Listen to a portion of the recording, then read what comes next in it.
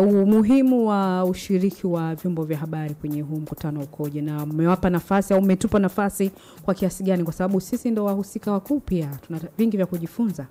Mnaalikwa na mtakuwa mmealikwa ndani na nje ya nchi, na kikubwa tumeweka nafasi pia ya kufanya maonyesho ya kazi za habari, kwamba ulifanya kazi gani mwaka mzima, ambayo kwa mwaka huu tu.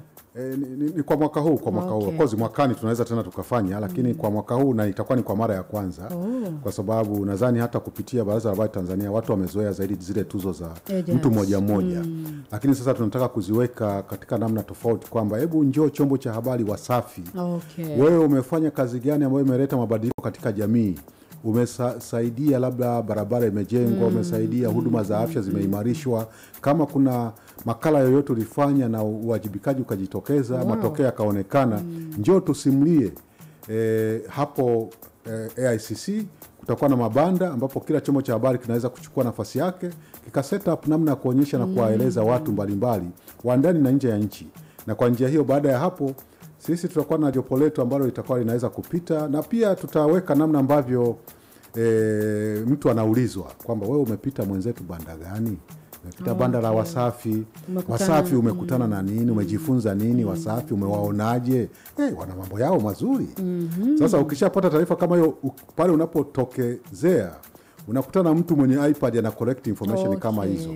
Mwisho wa siku, kupitia tu wananchi wanaopita kutazama kazi za vyombo vya habari, unapata majibu kwamba kuna top 20 au top 10 ambao wamekuwa highly recommended.